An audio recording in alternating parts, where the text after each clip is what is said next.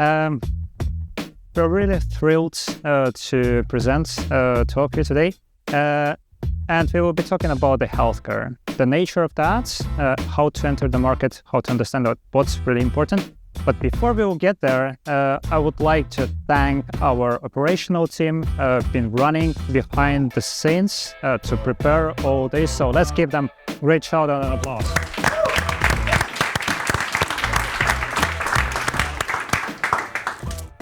So if you're thinking about the healthcare, then typically you see like a part of the innovation, ambitions, and there is also the level of the complexity, what we will be talking today quite much. There will be quite a lot of things in acronyms and things what most probably you haven't heard ever, and we will try to deep dive a bit there and do some surface crashing. Now, I will be presenting today with my colleague and my friends, also Maxim. So that's like the endless jokes what we hear because we do quite a lot of things together, like Maxis in Square, fathers, brothers. We almost got married once. That's the true story, but I will leave that aside. Talking about myself, I'm the Maxim Rico. I'm the CEO at Kodality. I'm a professional project manager, been doing this business for around like 15 years or something. And I'm really passionate about driving the success of the teams I'm working with, making sure that they do actually great stuff. And as you can see, I'm an amateur kickboxer. So these people typically don't have like the other chest because otherwise they're getting punched. And from that perspective, then this is the way how we're actually doing the excellence. Max? Hello, everybody. I'm another Max. I'm Maxim Boyko, and as you can see, I'm a technical guy, and I'm a professional architect, more than 20 years. And my passion and I actually I'm in love with racket sports. So, yeah. Thank you, Max. Now, real quick about the agenda, what we're going to talk today. So we'll give the overview of the healthcare markets in general, slice and dice that a bit. We'll talk about the rules, what you would need to consider once you're entering the healthcare markets. And then I'll pass my word to Max, who will be talking about the architectural complexity, about the best practices around that, and then we will try to sum up to provide you with some essence what it would be really good for you to consider if you want to actually enter the domain. So let's get us started. I will first real quick give some figures about the healthcare market in general to understand the volumes. So it's estimated to be around $10 trillion for the healthcare markets worldwide. Now, around 4% of that's been spent for IT, what literally makes that around $450 billion. And if you're looking into the projection of that into the next 5 years, then that looks really awesome, right? So that's the 60% of that to the current state.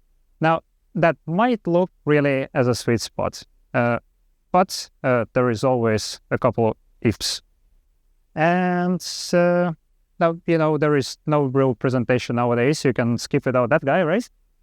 So it's an unbelievably complex subject. Nobody knew that healthcare could be so complicated. What Donald Trump told February 2017, what he was presenting to governors, there are two fun facts about this quote. So the first one, he told that 6 months after he criticized so-called Obamacare and saying that that needs to be canceled. And he knows how to do that, right? Now, the second thing is that, he's almost right. The reason why I'm saying that is that in this specific situation, he was considering just one single type of a market. And we will be trying to deep dive a bit and talk about different kind of markets from the financing perspective. Because if you are thinking of entering into the healthcare domain, you do really need to understand that how the money flows, right? Because that's basically the essence of the foundation of the startups, what you guys are trying to do. And there are always the pros and cons. We'll be trying to cover that. So let's jump in. Here we are. First, private insurance markets, like based on the map, you most probably recognize the US. That's been characterized as the patients been responsible for financing the mainly private healthcare service providers. Well said that there is always some kind of a mixture, right? So even in US, there is still some government coverage that can be adopted in order to widen the spread of that. But in essence, if you're talking about the pros of this money flow, is that eventually you have the faster access to healthcare providers, right? And there is quite wide of choice of doctors and clinics and hospitals you can actually select. And the whole system is actually a conveyor, right? Where just money flows. And then you have quite a lot of money to do the innovation. So that's the great place where to get into and start into things. But there are always some cons. The coverage, what you have there, talking about the public health population, is strictly tied to the ability to pay, right? And eventually the cost out of the pocket, what the patient have to pay is quite high. And from the other hand, that's typically been resolved into quite complex billing systems and risks of insurance denials in case there was like a fraud detected or there was like a kind of fraud detected, right? What actually was not a fraud. And talking about the appliance of such kind of a market, then that's definitely the US, that's the Switzerland, Singapore, and there is much, much more. And in opposite to that, here are single payer market, right? So if you're talking about the single payer market, then this is the place where the government is responsible for financing public and or private healthcare providers. So in essence, it means that if you're launching the product, then most probably your funding line somewhere in the beginning will start from the government. And if you're doing the business this way, then eventually the positive side of that, talking about your potential users, is that typically you would have like the universal coverage. So everybody who is actually a citizen of Estonia can get the professional services. If you're employed, either you have like the insurance been bought from the insurance health fund. The costs of entry into the care provision is quite low, or there is no cost in general. That's mainly depends from the perspective you're looking at, and the process itself is actually quite transparent, right? So if you have a problem, you go to your GP or general practitioner, so that's the primary level of the care. Then you get a referral. That's like, I still recall that to be a paper, frankly speaking. But then you go to a specialist, then you have an order, then you have the procedure, getting back to a specialist, get your problem being treated. And if you're lucky enough, then you're all done, or otherwise you're getting back to the primary care level. And all the way around. But as we all know, the problem number one, if you have quite a lot of people who is capable of receiving just the kind of the same services, then you have the long wait times, right? So this is the problem what we do have in Estonia. Frankly speaking, from our experience, such kind of a market archetypes typically are quite limited and rusted in terms of the innovation. And unfortunately, that's true. Because that's mainly the budget-driven decision-making, right? So if you have a patient, if you're a clinician, you're looking at that patient, and then you try to optimize your budget because eventually you're not getting paid more, right? Because that's just the same treatment. And that's the problem. But in essence, talking about the countries, that's Estonia, eventually the Nordics, Canada, UK, and much, much more. And there is a kind of a new kid on the block.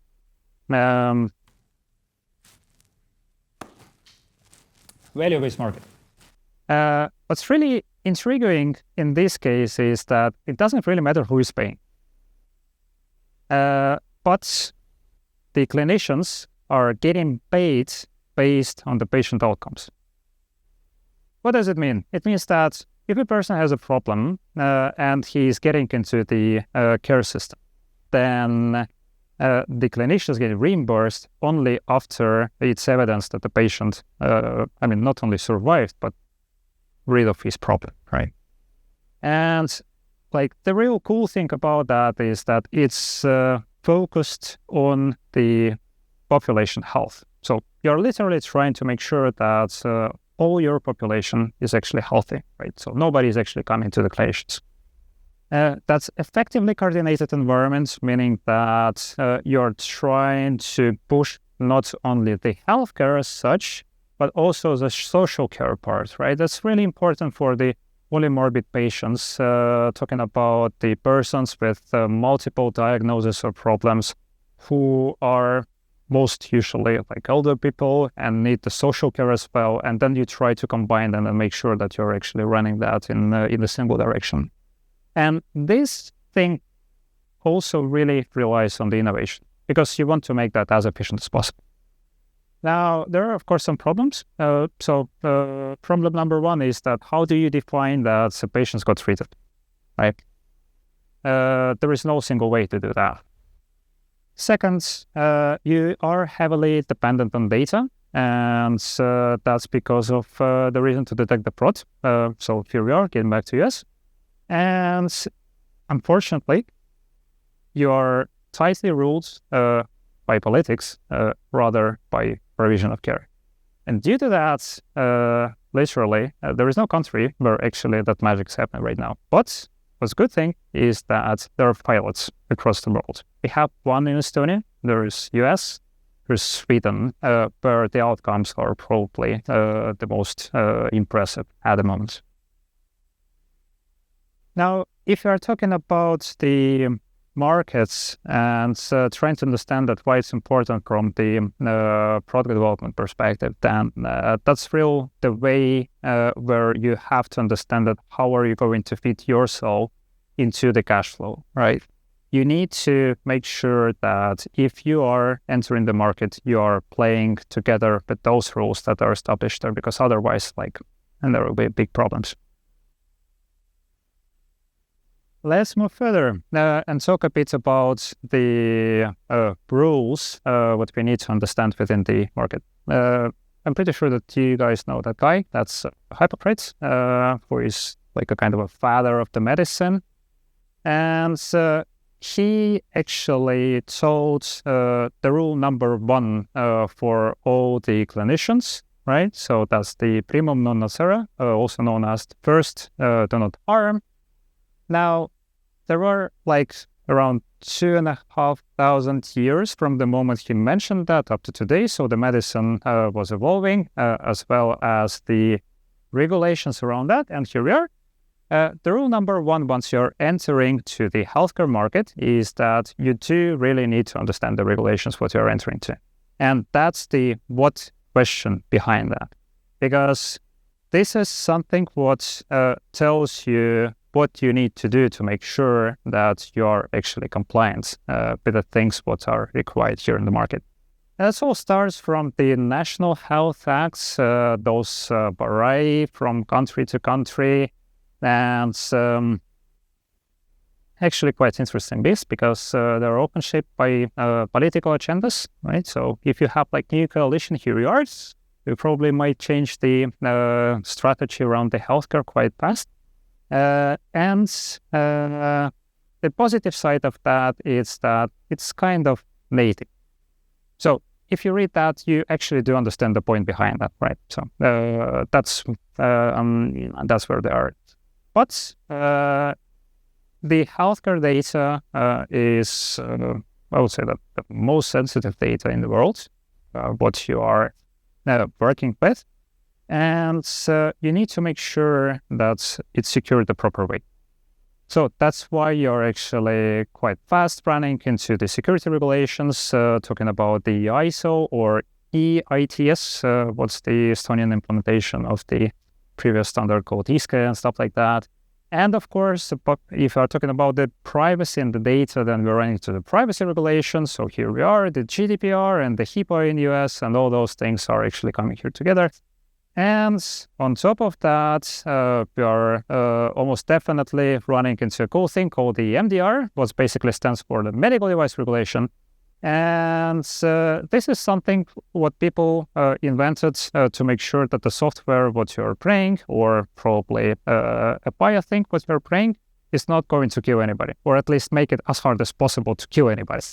And from that perspective, if you guys are MDR required, then just add another year to your rollout. That's it. That's the best episode what you could ever have there is.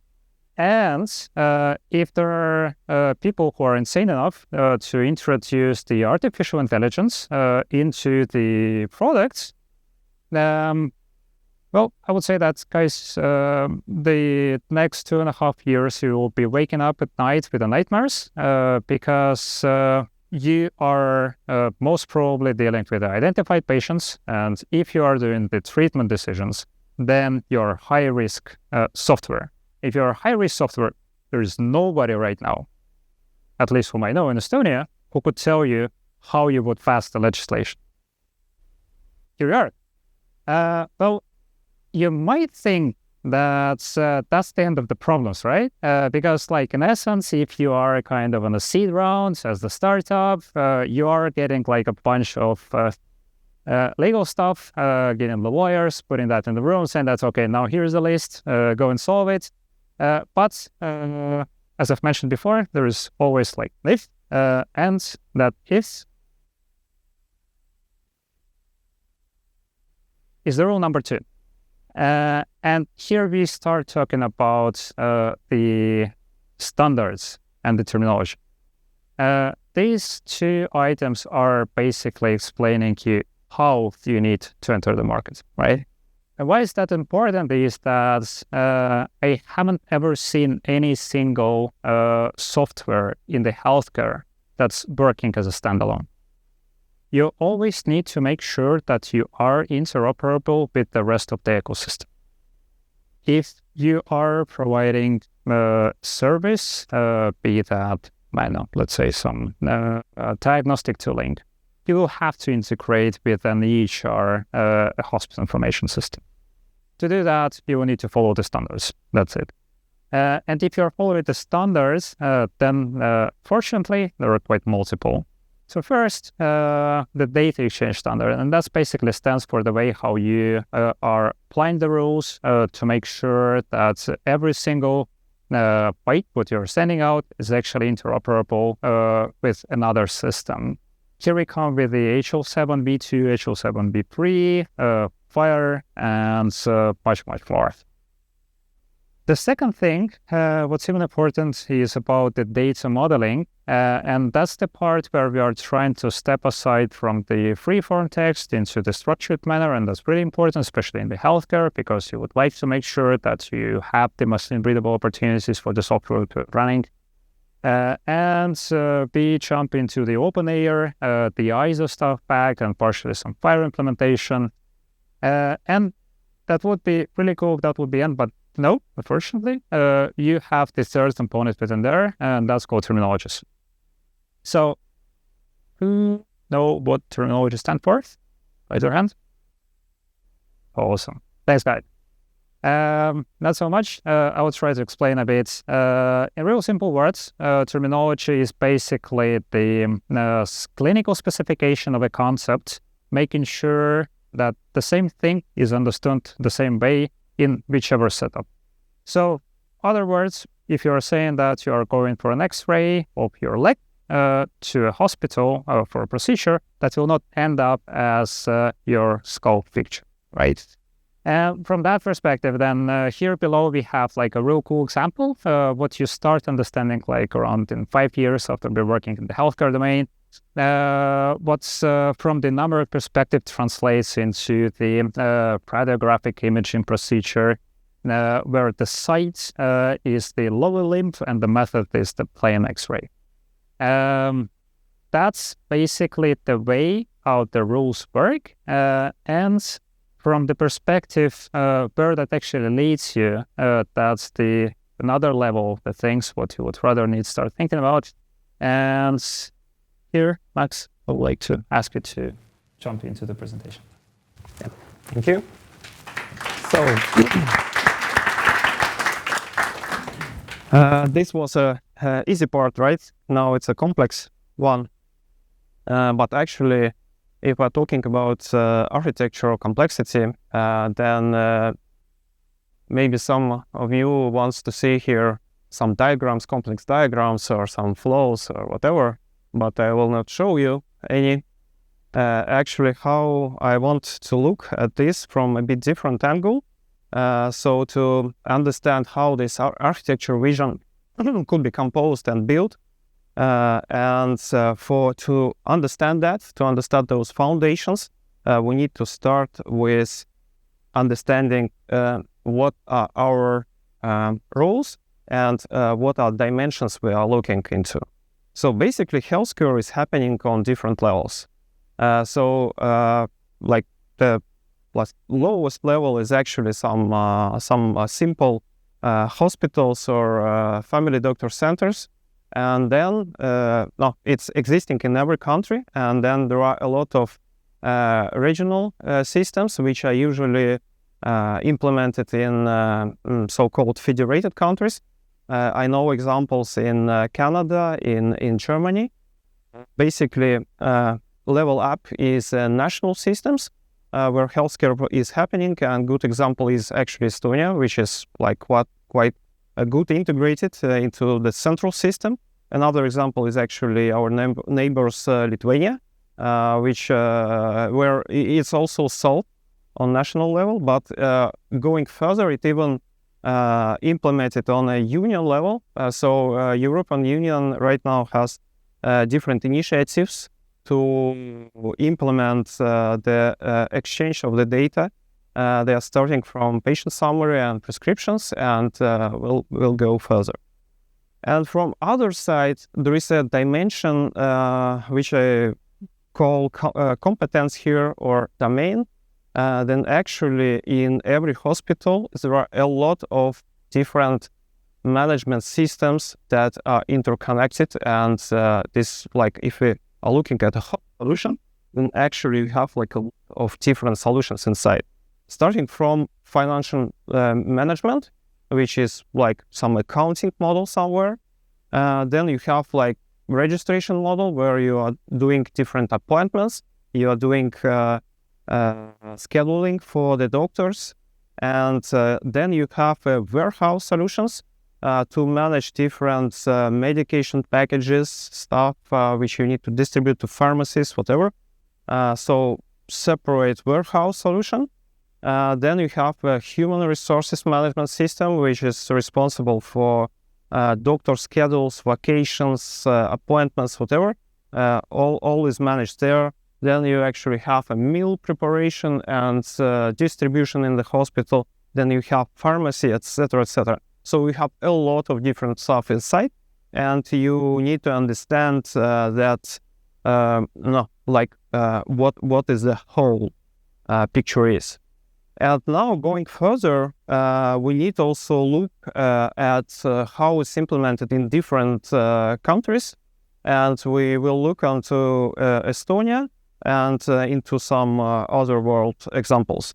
So usually in Estonia, it's one all-in-one so-called solution where the hospitals are implementing all those models in by one vendor, and not taking taking few of the models or implement few of the models, taking them from outside. And what also helps in Estonia is that standards actually are very good standardized on the national level, where we have a central group of people who are managing all this exchange standard. And also the same group of people are working on terminologies, which Max mentioned in his presentation part. So basically, in Estonia, it's quite well organized and managed. But if we are going further, outside the Estonian borders, then things are happening differently. So we have a lot of different softwares, bought from different vendors, installed together. And I know examples of hospitals which are top hospitals in the world, which have a lot of softwares integrated into their system, which is not interconnected. And actually, a lot of paper work is still happening, and you need to register a patient in different softwares. It's not like moving around. And if we are talking about interoperability in the other world, then actually all the systems usually can use different standards, and you need to just be ready that every existing model in the hospital somewhere is working on the own standard, and there are a lot of different of them. So this you see on the screen some well-known examples, but you need also be ready to see some custom implementation there. And of course, terminologies, which is like hot topic, I would say. From this point of view, there are a lot of terminologies also used inside the healthcare. And if you are entering or thinking about doing some specific domain or to go into some specific part of the hospital to introduce your solution, then you need to understand what language this part of solution is talking there. And this is like the let's say where we are, and actually what is the key for to solve all this is actually interoperability, what Max is also talked about. And like here I need to say that from one side we have like technical side of this, where for example in Estonia it's a well-defined protocol and standard to exchange the data. But if we are going outside, you see a lot of different solutions which are somewhere in virtual private networks, and you need to understand security policies, rules, protocols, whatever, how to connect and how to enter there. It's quite a complicated task actually.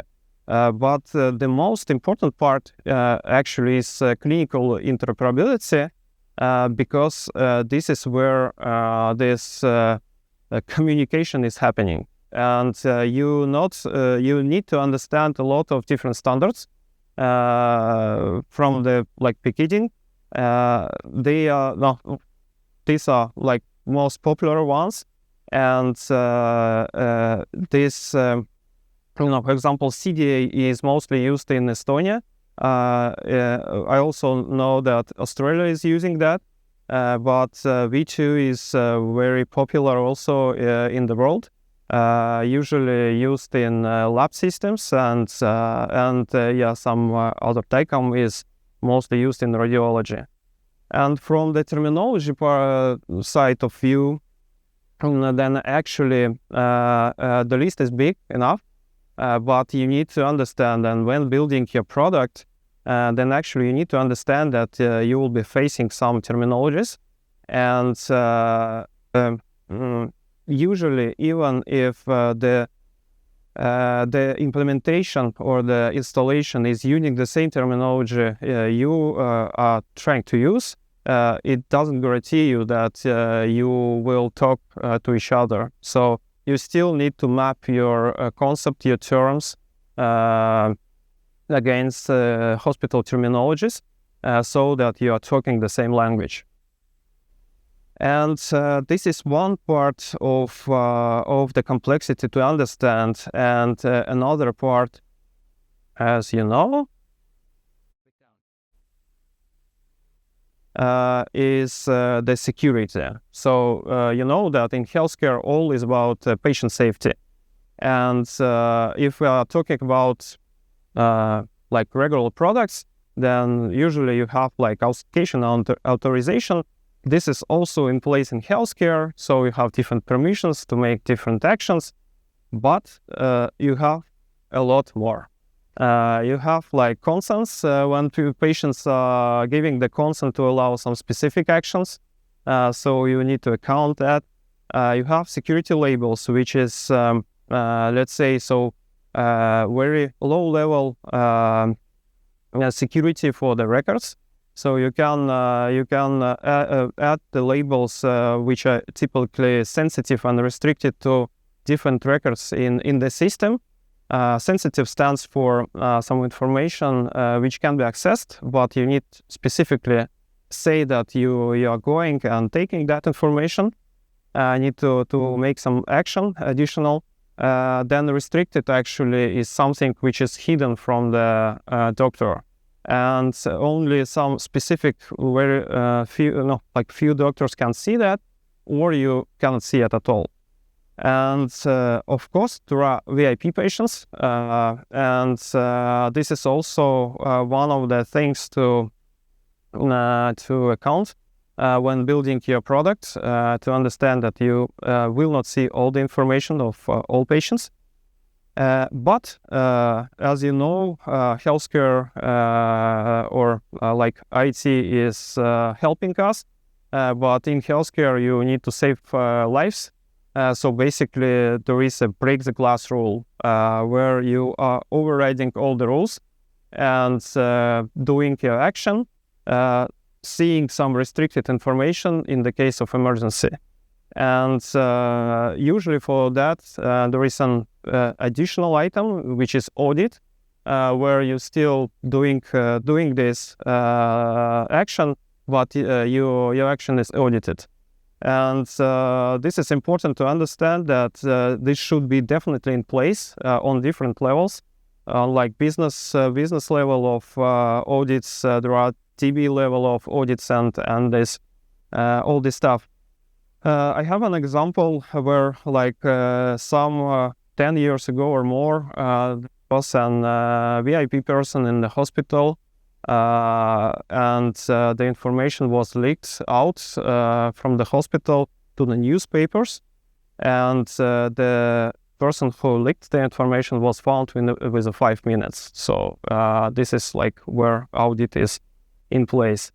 And actually the top level of security, which is not usually used in the installation or implementations, but actually let's say used in Estonia in national health system, is data separation. So you have separately patient information data and you have clinical data. They are totally separated, and if you are like taking the clinical data, you don't understand who the patient is. Okay, there are some things which are bad there, like some clinical notes where doctor is writing strictly that this is what's this patient, but in general it's very hard to understand. And on top of that, there is also encryption. And this is like the second thing, but there is more. If we are talking about healthcare, then it's usually about SLA. And this is hard because you need to work 24/7, and there are different surgeries on weekends, at nights, and you need just be like operating, and your solution needs to work. And you need to have good performance because if we are talking, for example, about emergency, then there is no chance to fail. You need to lab results quickly, with a minute. So this is very important. And of course, as I said, all is about like patient safety, and the security should be in place. This should be like top-notch security, I would say.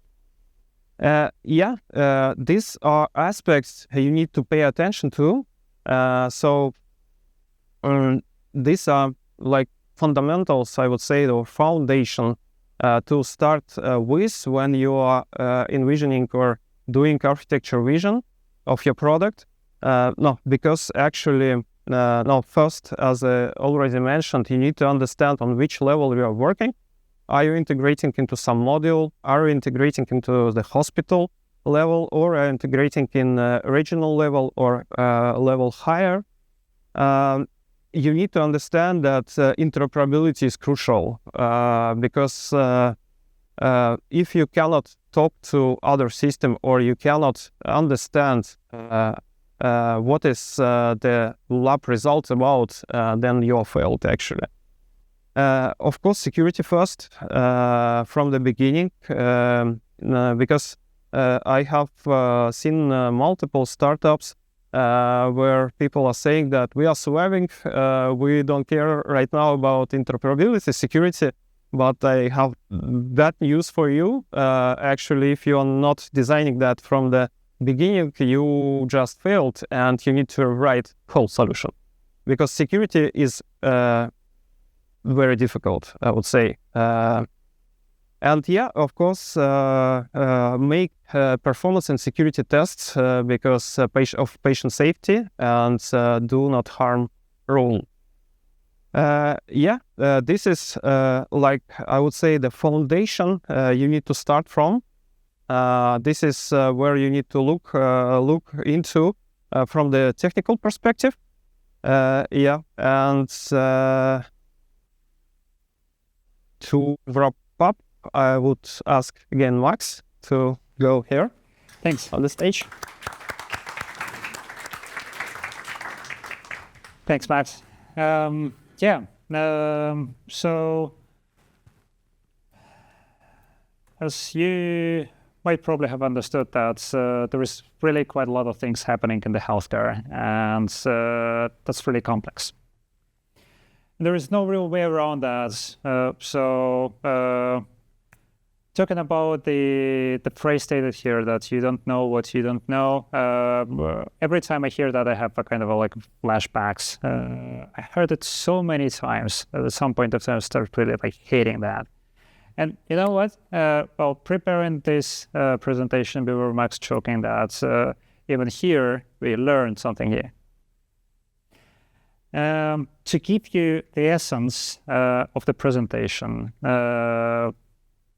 first, start with understanding the markets where you are actually trying to enter to, because the rules here are not the ones what you could break. Those are written there because lives most probably will depend on you, and you need to do that right.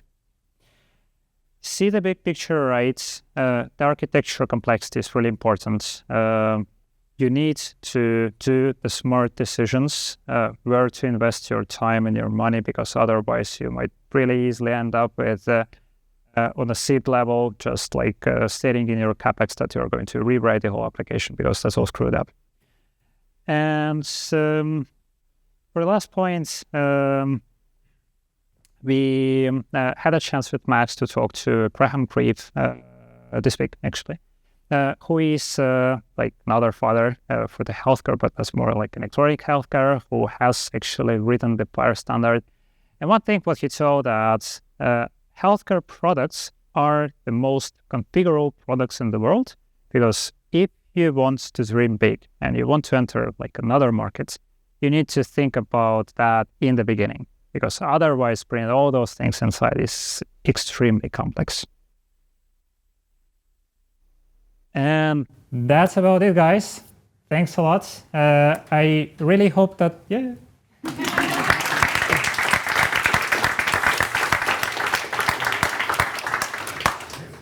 really hope that you like the presentation. I know that we are out of time.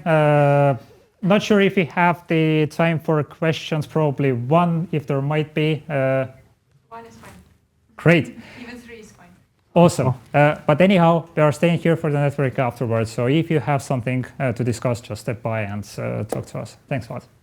A short question. Sure. If you have a question, guys, just ask for the mic so people abroad and Tartu can hear us. Hello, Tallinn.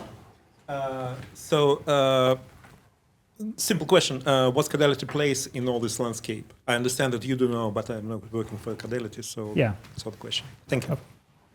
Kodality is the software development company who is working in the healthcare domain, basically based on the expertise what we have, and we are ranging our services from providing the architectural blueprints towards the solutions up to the government level, where, for example, in Estonia, we are working closely with the Ministry of Social Affairs by building the national health system, but I believe that everybody of you guys are actually using at some point of time. And also consulting the product companies to make sure that they are aligned in terms of the future. In real short words. Thank you. You're welcome. Julia? Pardon me. Great presentation. Just wondered, as this kind of a centralization appears of tech adoption in healthcare, especially certainly in the NHS around the big tech players like Microsoft. I'm just wondering how, as a smaller company, what your I guess value add is compared to the likes of Microsoft. What you go to them with that gives you the edge over those big companies. It's a great question. Well, I would like to first say a joke that we have 2 Maxes. Right, so that's already a part of success, and that's true, actually. But in essence, there are 3 keywords what we are tackling. So first, our experience in the healthcare domain is for the people who are working here is averagely over 10 years. So we have seen that from the perspective of, as Max mentioned, by building the hospital information system, the application, the national system and things. So we do have the experience to compete. Now, the keyword number 2 is the efficiency. Like, eventually, if you are not like a 10,000 people company, then we can do things a bit faster. And the third, we are eager enough to enter into the market. We are not afraid of the new challenges, guys. And this is something what you need to know if you're entering the healthcare market, truly. But thanks a lot. That's a great question. We can take the next question.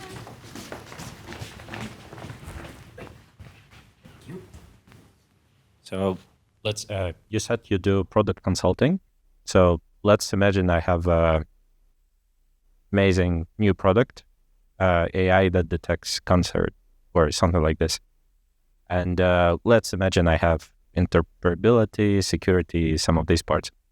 And I want this thing to be used everywhere across, let's say, Estonia, Europe, whatever. What would be my steps? like, Well, like get a glass of whiskey. Find the like, Yeah, sure. Go ahead. yeah, in short, quick guide for how to actually make my product reach actual consumers, because as I understood, like based on your presentation, it kind of sounds like don't go in healthcare ever, which not so optimistic. That's a great question. I think that it has like 2 parts. Max, if you'd like to cover the technical, I'll probably go with the... I just wanted to mention that not the technical side itself, because I understand that we have interoperability, we have security, all is in place, and not maybe from the technical point of view. Then you could imagine that you have this. But if you go to, I don't know, some specific country like Switzerland, you don't have interoperability because you don't know how things are going there. And this is one of the hardest questions, actually. And this is partially answers like the second part, what I wanted to mention, that you need to understand what are the rules there on the market. We have seen different markets, and we can maybe cover, let's say, 3, 4, or 5 of them, saying how things are done there. But it takes time to understand. For example, it took, I don't know, some half a year to understand how Germany is working, and what is principles there, I would say. And it takes, I don't know, years to understand how things are in UK, for example, because they are very distributed there, and I would say really distributed. If you are thinking about NHS or central system in Estonia, it's just NHS in the country, but in England you have 160 NHSs or something. So you have a lot to talk to, and everybody is doing themselves something. So you need to understand the market where you're entering. This is the right answer. And this is quite a challenging, I would say. That's true. I would totally agree with something what Max mentioned, but just to add a bit on top of that. So that really depends on the way of what kind of a product you're building. I will get back to your example, but I will just do a real quick spin-off to the point that, let's say that if you are, for example, building something big, right? So for example, a hospital information system or a module like the radiology or something like that, then your sales cycle is around 3 years in the most optimistic situation. And of course, the reward is like millions, right? So if you are looking on the Epic that was installed in the Helsinki hospital, that was around 100 million euros, right? For instance. But getting back to your example, I would advise you strongly to get a clinician next to you, to have the chief medical officer who can connect you further to somewhere where you can actually run for a trial. Because the thing, if you're doing great in the technical side, it's really important, right? But there is also the side of treatment and the way how you're actually positioning yourself on the market will depend on the trial results. So you would need somebody to say that, yes, that's the cool product because we have used that in Oxford University. They're really cool there and everybody knows me and etc. So that will help you to actually go further. Now, the fun thing is that, eventually there is not so many universities you could reference to saying that that's the cool thing that was happening there. But yeah, that's life here. Thank you so much for the questions and for the answers. Let's take 10-minute break before we start with the next speech. Enjoy drinks and food. Thank you so much, guys. It was awesome. Thank you.